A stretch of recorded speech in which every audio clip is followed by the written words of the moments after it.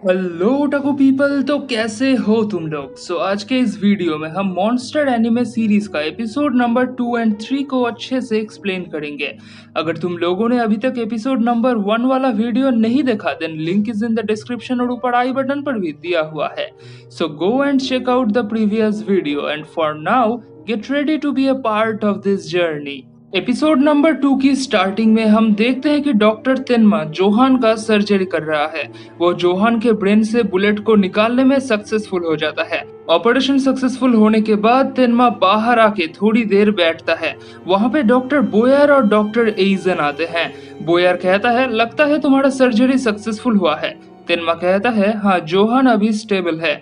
तब doctor eigen कहते हैं, मेयर मारे गए हैं और ये सब सिर्फ तुम्हारी वजह से हुआ है।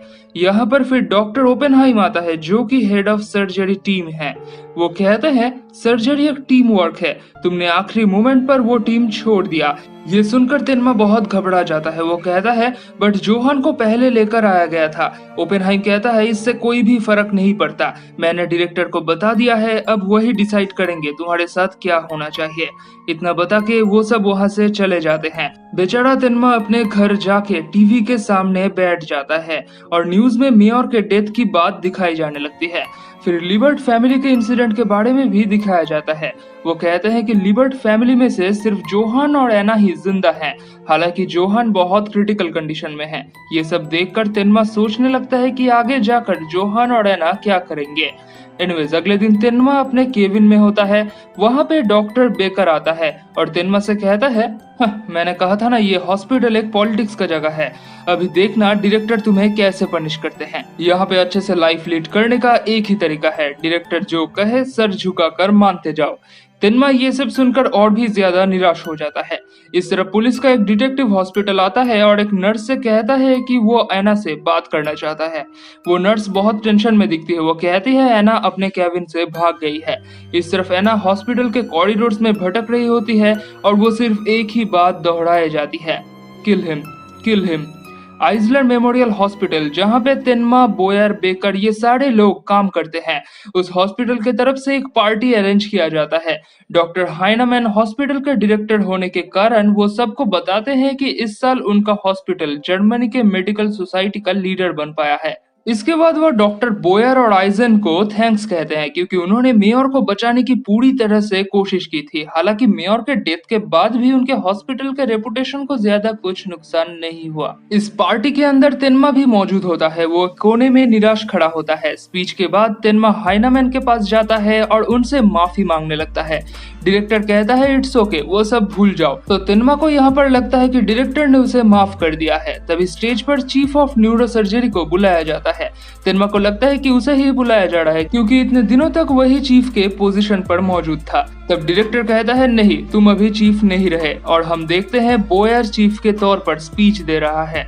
ये सब देखकर तेनमा पूरी तरह से शॉक्ड हो जाता है। डायरेक्टर कहता है, तुम्हें इस हॉस्पिटल में रहना है तो रहो, नहीं तो जहाँ चाहे जा सकते हो, बट ये मत सोचना कि किसी और हॉस्पिटल में जॉब के लिए मैं तुम्हें कोई रिकमेंडेशन लेटर लिखने वाला हूँ, और अभी से अपने रिसर्च के बारे में भी भूल जाओ। तुम जैसे एटीट्यूड वाला पर्सन कभी भी अच्छा डॉक्टर नहीं बन सकता। ये सब सुनकर तो तेनमा का होश उड़ जाता है। वो पार्टी हॉल से बाहर आता है। तभी वहाँ पे एवा आती है तो तेनमा उसे कहने लगता है ताकि वो अपने डैड को समझाए।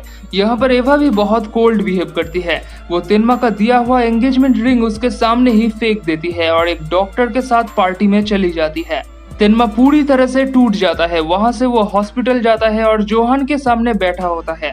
तेनमा कहने लगता है, मैंने आज तक जो भी अचीव किया था सब कुछ बर्बाद हो गया, बट मुझे पता था कि यहाँ पे मेरा यूज किया जा रहा है, बट मुझे लगता था कि एक सर्टेन पोजीशन पर जाने के बाद मुझे कोई नहीं रोक पाएगा और मैं जितना चाहे अपने रिसर्च के ऊपर काम कर सकता हूँ। यहाँ पर तेनमा को ईवा और हाइनामैन की बातें याद आने लगती है। वो कहता है, ये लोग डॉक्टर होने के काबिल नहीं है।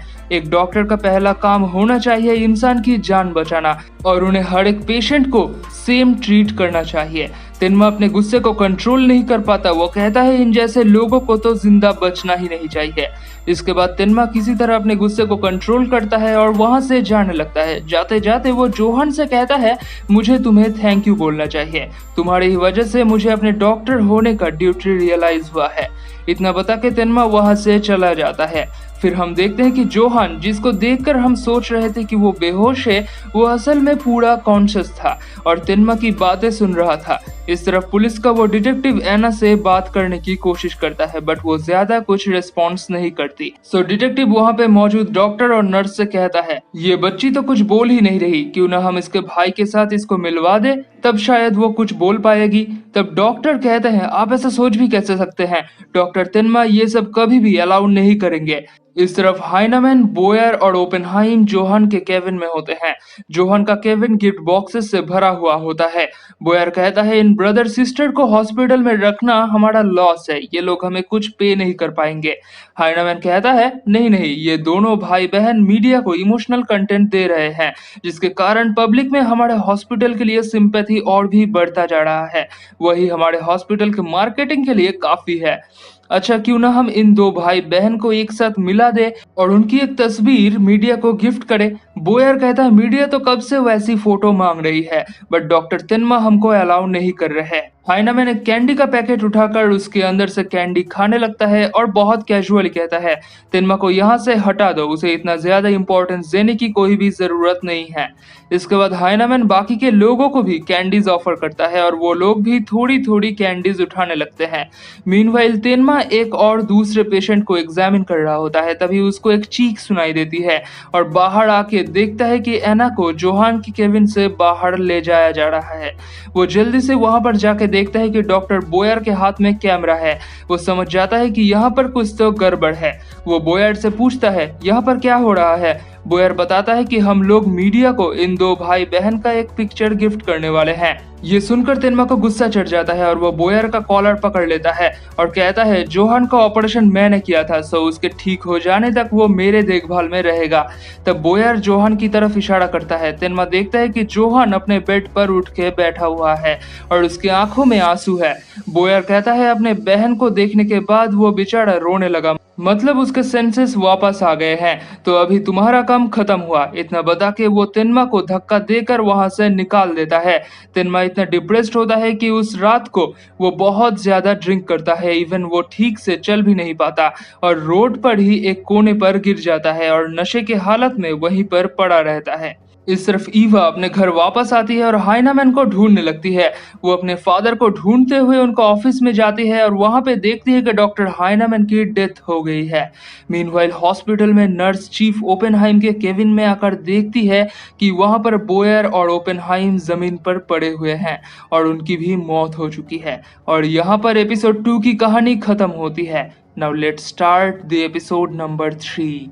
एपिसोड नंबर 3 के शुरुआत में हम तेनमा को देखते हैं। पुलिस के 2 ऑफिसर उसके घर पर आए होते हैं।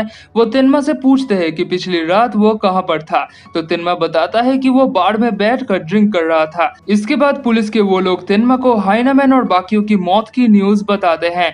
ये न्यूज सुनकर तेनमा बहुत घबरा जाता है और वो जल्दी से हॉस्पिटल आता है।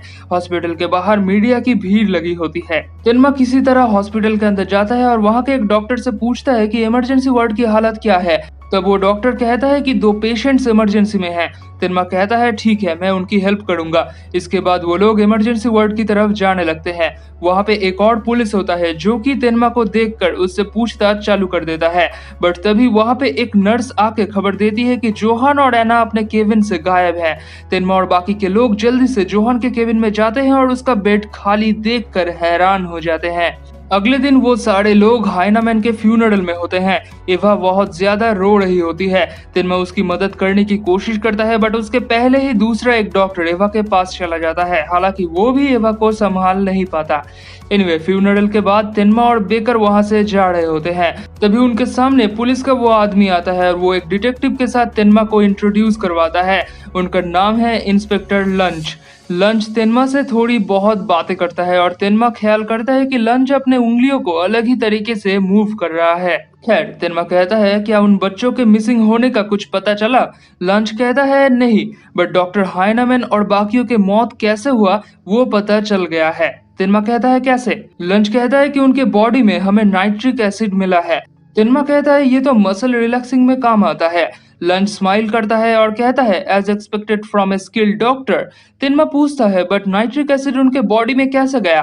यहाँ पर लंच तिनमा को शक की नजर में देख रहा होता है। वो कहता है उन तीनों के बॉडी के पास हमें कुछ कैंडी रैपर्स मिले हैं जिनमें नाइट्रिक एसिड के ट्रेसेस हैं। प्रोबेबली उनके कैंडी में नाइट्रिक एसिड मिलाया गया था। सो क्या आपको पता है उनके पास ये कैंडीज कहाँ से आई थी। तिनमा कहता है ये सब मुझे कैसे पता होगा और आप मुझे उन बच्चों के मिसिंग होने की कुछ न्यूज दीजिए। लंच कहता है अभी हमको कोई क्लू नहीं मिला है बट आई थिंक ये पूरा केस एक साथ जुड़ा हुआ है।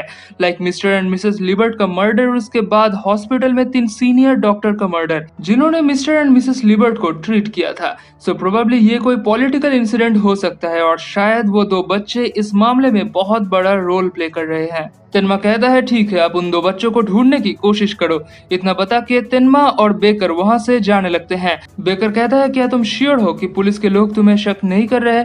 तिनमा कहता है बट उनके पास मेरे खिलाफ कोई भी एविडेंस नहीं है। बेकर कहता है तुम ज्यादा चिंता मत करो। तिनमा कहता है मैं इन सब से टायर्ड हो गया हूँ। एक बार ये केस थोड़ा सा कूल हो जाए मैं जापान वापस चला जाऊंगा। मैं यहाँ पर सिर्फ रिसर्च पर्पज से आया था बट अब मैंने रियलाइज किया है कि एक डॉक्टर का असली काम पेशेंट को ठीक करना है। अगले दिन तिनमा अपने एक पेशेंट को चेक कर रहा होता है। तब वो पेशेंट कहता है क्या यह बात सच है कि आप हॉस्पिटल को छोड़कर जापान वापस जा रहे हैं। तिनमा थोड़ा सरप्राइज होता है। तब वो पर्सन तिनमा का हाथ पकड़कर रिक्वेस्ट करने लगता है ताकि तिनमा इस हॉस्पिटल को छोड़कर ना जाए। तिनमा भी ये सब देखकर थोड़ा बहुत इमोशनल हो जाता है। तब वहाँ पे एक नर्स आती है और कहती है कि हॉस्पिटल के चेयरमैन ने उसे बुलाया है।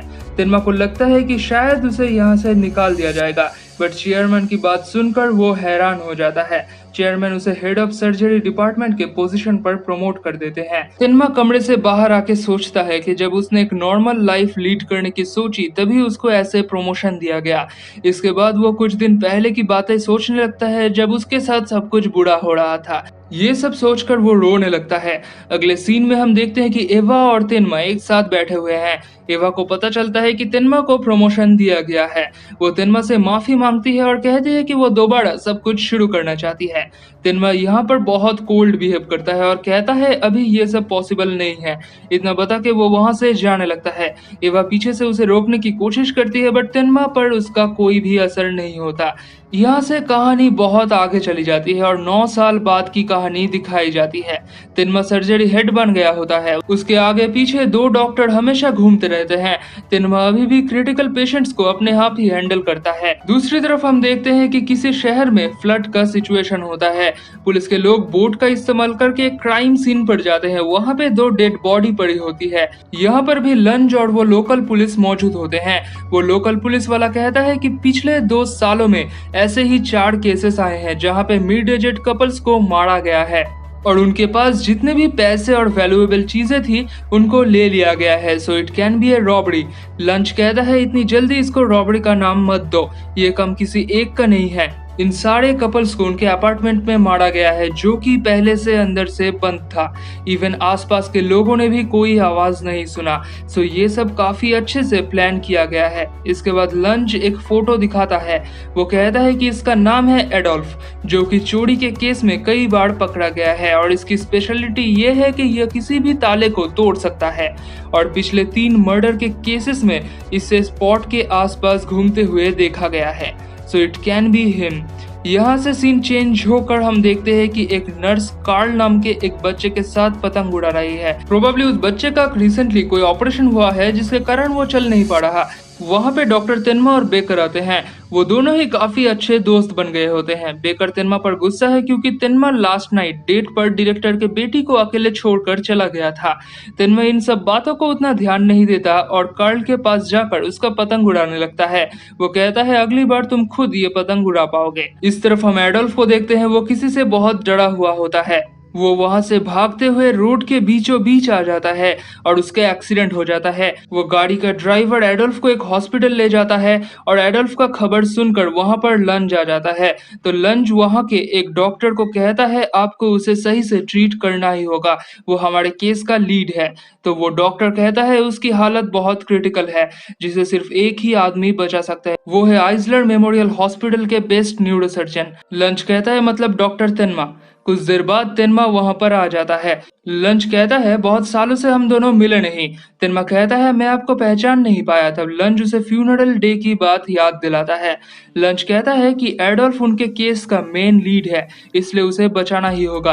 तेनमा कहता है मैं पुलिस के लोगों के लिए काम नहीं करता। इतना बता के वो ऑपरेशन थिएटर की तरफ जाने लगता है। तब पीछे से लंच उसे रोकता है और हाइनेमैन, बोयर और ओपेनहाइम वाला केस याद दिलाता है और दोबारा तेनमा को ये समझाने की कोशिश करता है कि आज भी लंच तेनमा को मर्डरर समझता है। तेनमा उसके बातों को इग्नोर करके जाने लगता है। तब लंच कहता है आज तक मैं एक भी केस में फेल नहीं हुआ। तब तेनमा कहता है ठीक है, मैं भी आपके रिजल्ट के लिए वेट करूंगा। खैर, इसके बाद तेनमा ऑपरेशन परफॉर्म करता है और वो ऑपरेशन सक्सेसफुल भी होता है। ऑपरेशन के थोड़े टाइम बाद जब एडोल्फ स्टेबल होता है तब तेनमा उससे मिलने के लिए जाता है। वो एडोल्फ से पूछता है कि आप बता सकते हैं कि मैं कितनी उंगलियां दिखा रहा हूँ। तब एडोल्फ पहले तो चुप रहता है, फिर धीरे धीरे कुछ बोलने की कोशिश करता है। तेनमा को समझ नहीं आता। वो कहता है क्या कह रहे हो।